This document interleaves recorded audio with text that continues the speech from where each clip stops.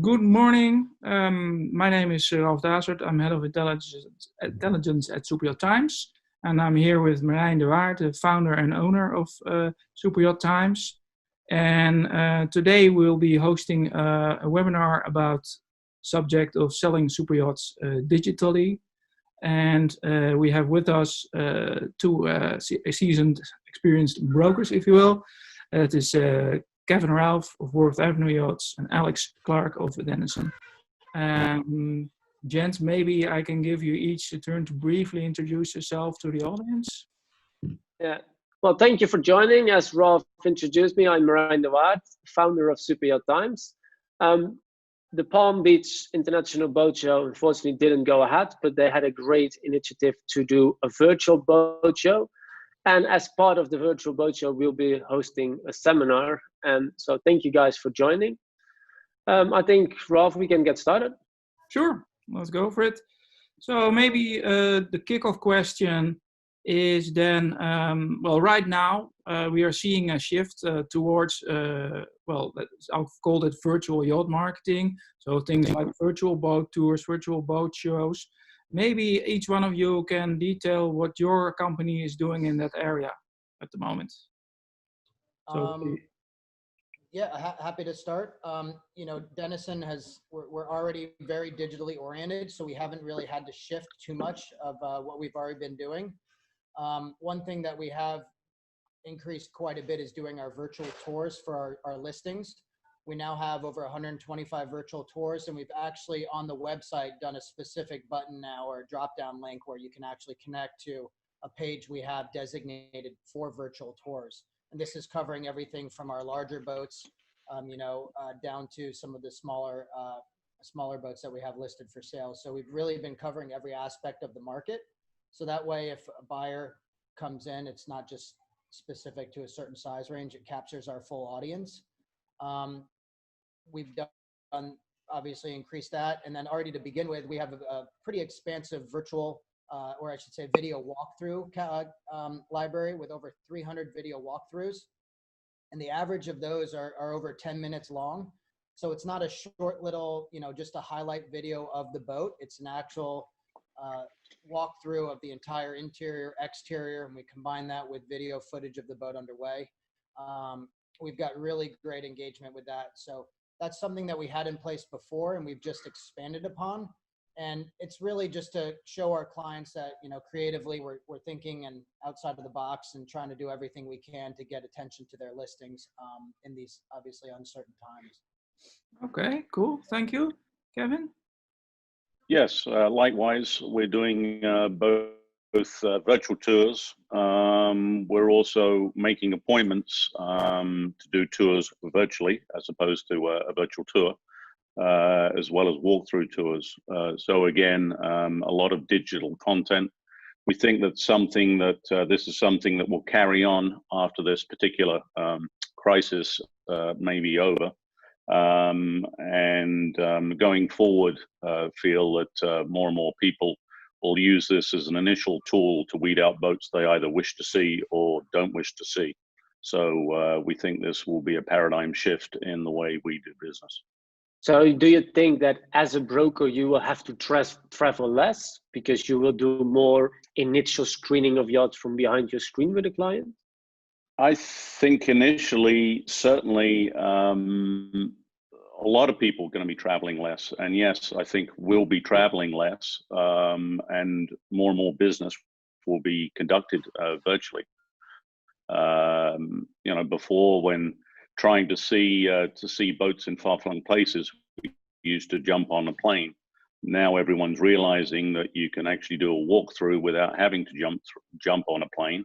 It may be better to see it in person. I don't think there's any substitute for clients actually going and seeing boats in person. But as an initial step, I think this saves a lot of time and energy. Yeah, I think the broker will still initially travel quite a bit. Obviously we want to get the video tours in place and get the content out there. So what it does is it allows the client to basically shop from home, stop him from having to get on a plane like Ralph said and do a whirlwind tour in 2 or 3 days where you look at 6 different yachts. I think he can narrow down what might be, his wish list, and then make a more educated decision moving forward on what boats he wants to see, rather than kind of flying blind and just relying on some photos to begin with. Agreed. Since you said you already had quite a few of these tours online, Alex, maybe you've already seen if it makes an impact on the amount of traffic? It does, especially with these video tours. A lot of times we would have inquiries coming in from the MLS, as our main source of leads. Mm-hmm. Now what we're seeing with a lot of these videos is I'll get a direct email from a client or a buyer who's seen it online, asking for information of the boat, saying, hey, we saw your video, it looks fantastic. Can you tell me more about it? And that's obviously reassuring that what we're doing is producing results. But we have gotten a lot of feedback from different sources rather than just your typical MLS. So yes, we are seeing results. Okay, that is good. That is good. So would you say when you look at the people that are interested in the yachts, do you think you get a better quality audience with sort of live viewing of boats, or with this virtual tours? Like what I'm trying to say, will you get more like just casual visitors to a show at a virtual show, or compared to real life? I'll give you a quick example. We did a video. I did a video not even 2 weeks ago, and that video on YouTube has now had, it's actually an 80 Sunreef power catamaran. We did a video walkthrough on board that. I think the video was 12 minutes long. We now have over 300,000 views in under 2 weeks. Most of those views are not obviously real buyers. The percentage I would think is very small. Normally it's just people who want to see nice boats. But the people that do take the time to reach out, the percentage is very small, but the people that do reach out, I think are good quality. We're still capturing a decent audience of real buyers, but in reality, the majority of people looking at the videos are not, they're just people who are making some interesting comments and, just kind of looking at the pretty pictures of a big boat. Yeah. Oh, well, you mean you have a wider audience, so you also have a chance that if just a small percentage of that is good people, then it might be bigger than what you might normally catch if you just have a boat in life. Very wealthy, people contact us direct, whether it's obviously millionaires, but also some people, billionaires that have reached out to you direct that you've never heard from before, saying, hey, we saw your video, it looks great, tell us more. So I'm sure Ralph's had the same on their side as well. Yeah, I think it's there's no substitute for face-to-face in-person meetings and showing a boat. You can gauge a lot more from body reaction and everything else. But it's lead generation. It's another very valuable marketing tool and shows a lot more obviously than static photographs ever can. So it's becoming critical to have that as part of your toolbox. Yeah. Agree. Okay.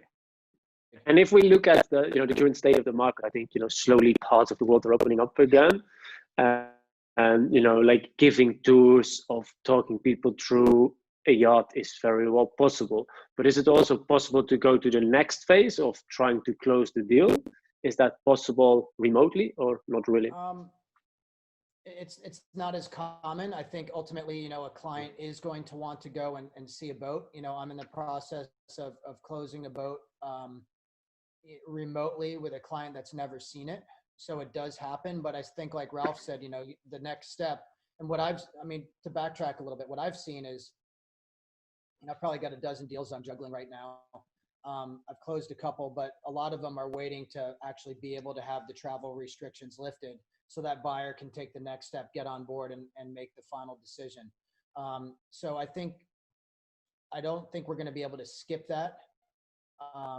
For the most deals, there might be the occasional situation where, especially now, where somebody might want to move forward, and close on the boat and then be able to move him and his family or their family onto it, just to go and kind of do some social distancing. And they're willing to take that risk if we provide them the proper content of the boat ahead of time, versus if they were doing it before just by looking at a paper brochure or just pictures. But I think that's still going to remain a very important part of doing a closing. Most clients are going to want to get on board.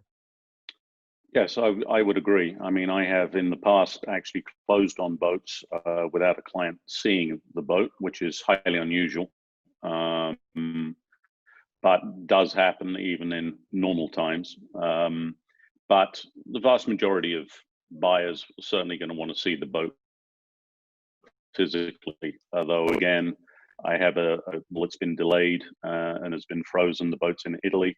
Everyone agreed to extend the deal subject to travel bans being lifted. I actually did my first virtual survey, buyer survey sea trial, first survey sea trial for a buyer I've missed in over 30 years. So we did accomplish that, but now we're waiting until everything gets a little bit more normal in Europe. So having said that, we are showing boats in the States, and I've been out showing boats the last 10 days to clients. Okay, so there is it certainly helps the virtual yacht marketing to get a bigger audience at the beginning and get some more leads. But at this point in time, it is still pretty much, well, not impossible, but difficult to actually finalize the deal without actually having people there. Yes, I would say that's true for the most part. We do have a letter of intent on a new build in Europe that's partially in build, and that seems to be proceeding. And I don't think at this stage that the client is going to insist on seeing the boat. He's seen the sister ship. We're doing virtual walkthroughs and have someone on the ground in Europe that can physically be there and inspect the vessel on behalf of the potential buyer.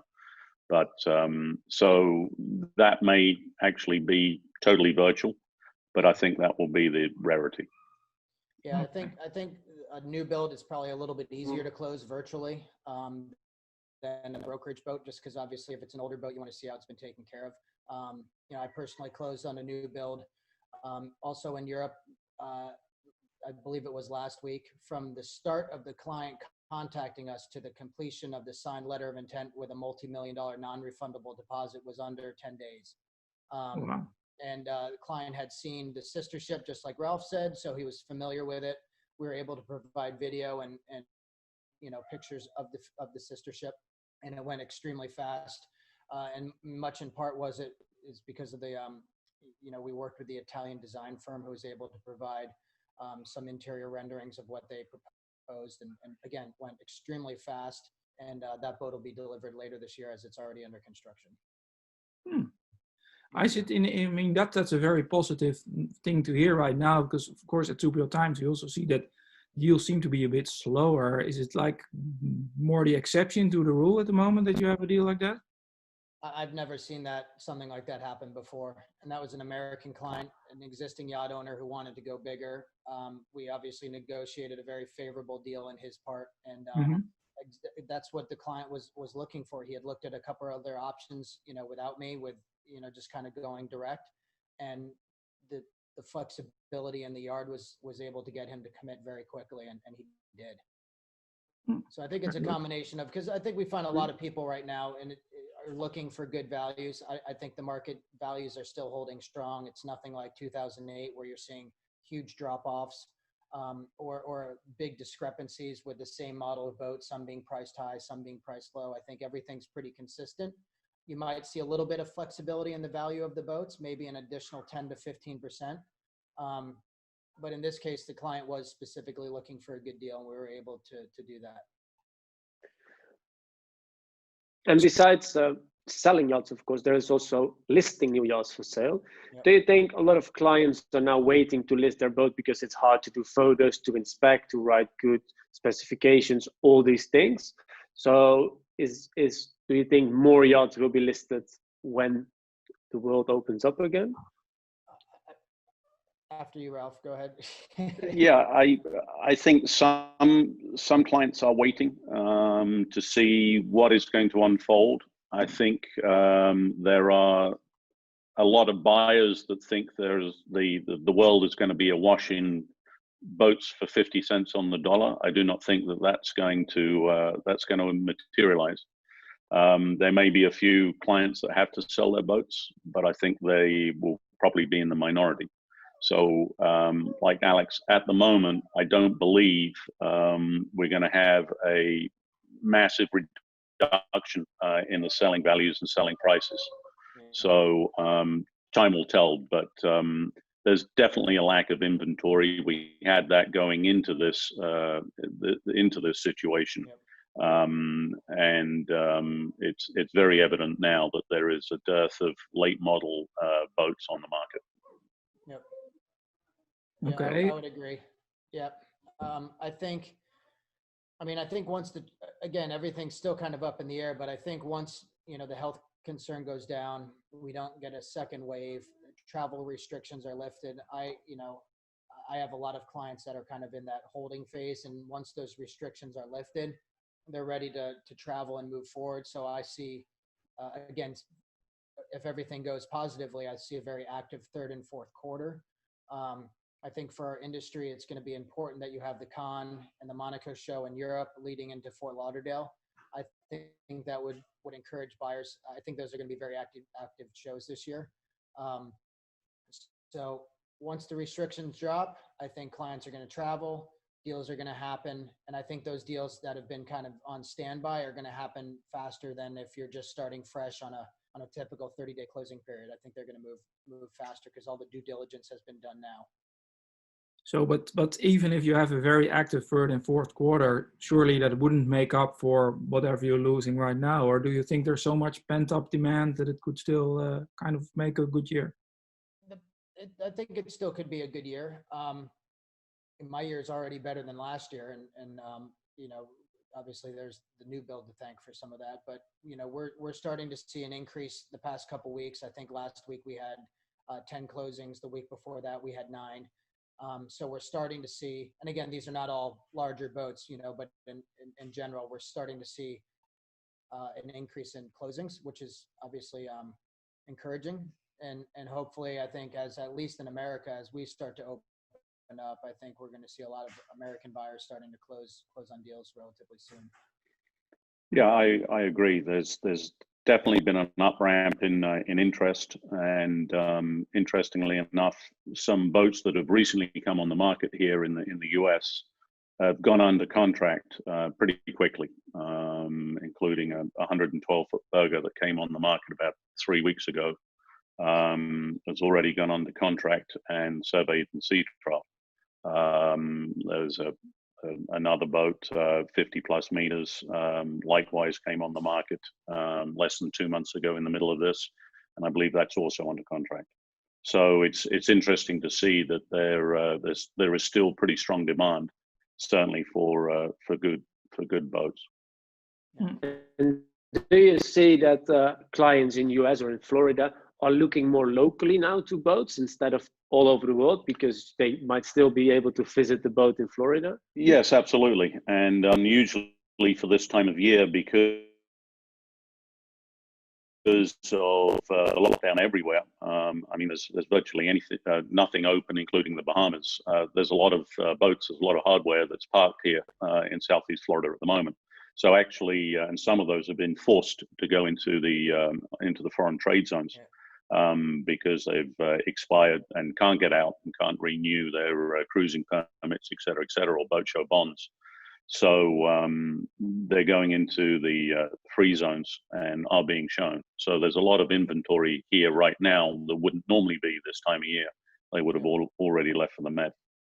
Yeah, I think that exactly what Ralph said. I think to expand on it, I think boats that were typically going to be Med-bound are going to be hunkering down here and staying locally. Jim Steele, who does a lot of our work down here with Steele Towing, has kind of a really good pulse on the activity on the market, and he's saying the amount of boats being loaded to go over to the Med is over 80% down.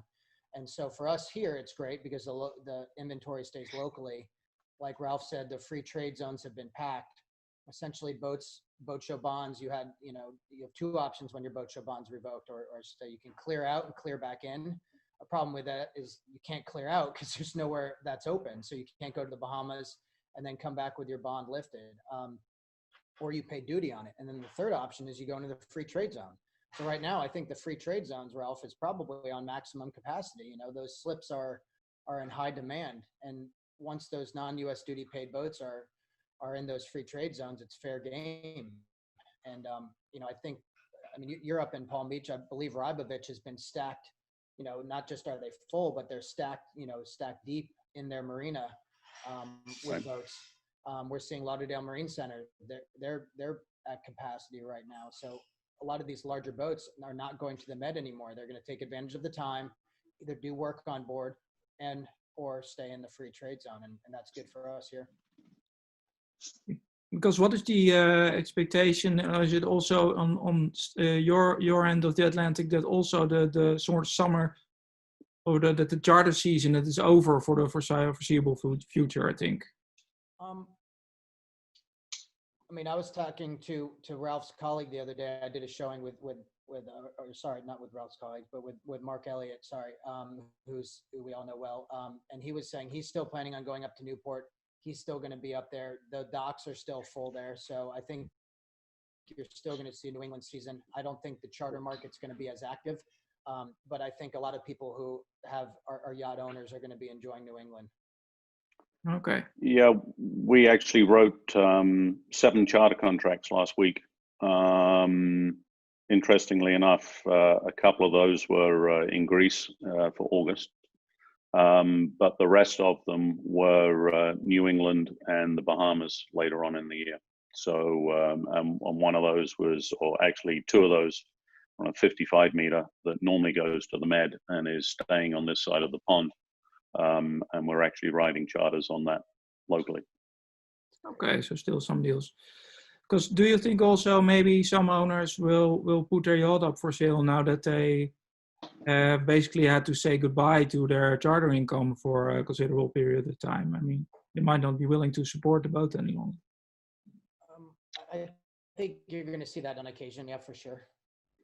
Okay. Yes, I think there's going to be some downward pressure because people are used to having the income and the offset from charter. And in fact, I think we've already seen that with crew layoffs, interestingly enough, on boats across the board, even some of the very large boats. I've heard of a lot of crew being let go, which is kind of surprising.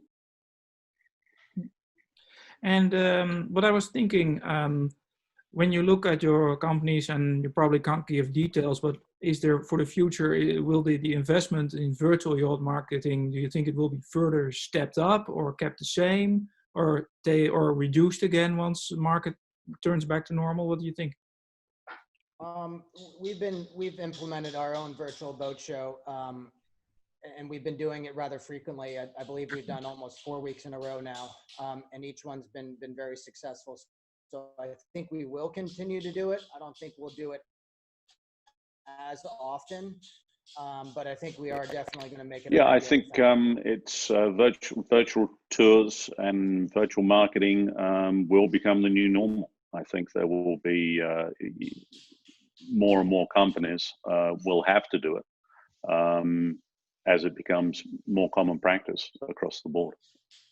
And it could also maybe be interesting from a cost perspective for brokerage companies, I suppose, to do more virtual yacht marketing. Yeah. The virtual tours are you know, not a difficult thing to do. You know, you can kind of ramp those up pretty quickly.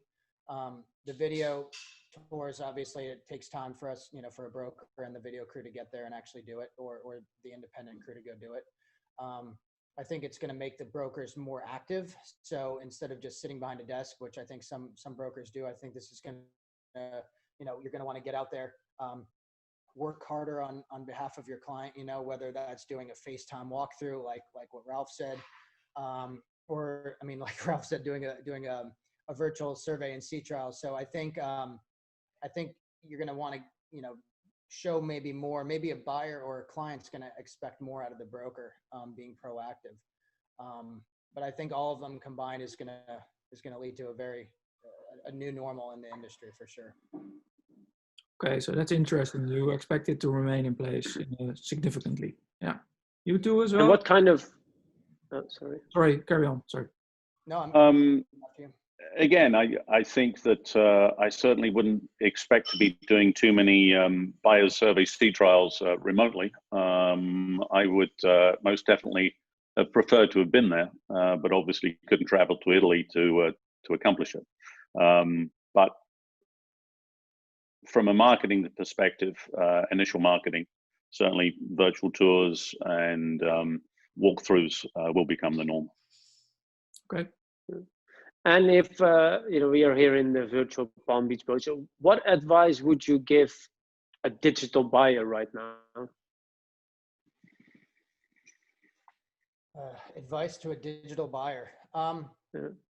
Well, Is it a good time to buy? How should you approach it? What should you do? I think it's, again, you do your typical due diligence right now. You would basically take the information that you would typically find on a boat, and then I think double check and confirm that the condition of the vessel, which I think you can do more so virtually with the information that's added, and just take that information and continue to make a more educated decision moving forward. But I don't think the decision-making process is going to be any different. I think the information that they're going to be processing is going to be more detailed. So it'll allow the buyer to make a more educated decision easier on his own, rather than having to possibly get on that plane. But I think the process is still going to remain the same. Yeah, I would tend to agree. You're going to be better informed, and you're going to have more information at hand with video and virtual tours, especially, as I say, we're taking an appointment so that you can actually get with the listing broker and he can walk you through it. And hey, can you have a look in the galley or whatever it may be, so you can see it in real time. But I don't think there's any substitute for actually being there on the boat. So again, it may be used to weed down the number of boats that a client may eventually wish to see. But for the vast majority of buyers, they're going to want to see the boat in person. Okay. Yep. I have nothing further anymore. You have any questions, man? No, very good. Well, thank you very much, gentlemen. Yes, Pleasure. thank you. And love what you guys are doing too. I think these panels are extremely interesting. I think there's a refit one coming up. So, Yes. and I think the following, I don't know if any of us really expected to have the numbers that we're seeing on our video boat shows on our Denison platform alone. And then I think the first one I chimed in to watch with you guys, there was almost 500 people on it. So from all over the world. And I think that's also something we're going to see in the industry too, where I love the connectivity that not just we're having with brokers and panels, but also with the builders, the naval architects. I really think that this is something that's going to move forward. And I think it's something that pulls the industry together even more so. Yeah, absolutely agree. I think the reach, and as all of us realize that you can have incredible reach. Now the fact that everyone's locked up at home obviously makes it a little easier rather than running around like we normally are. But I think if we can take the time and the effort to carry this on, and what you guys are doing makes a lot of sense, because you can get a huge audience that potentially even boat shows. You don't have the audience that's in front of you that you do for 45 minutes on the webinars that you're doing. Yep. thank you very much. Well, thank you very much. And we hope to see you guys soon in real life again. Yes. Okay. Likewise. Thank you very much. All right. Bye-bye. Thank you. Take care. Bye. All the best. Bye. Bye.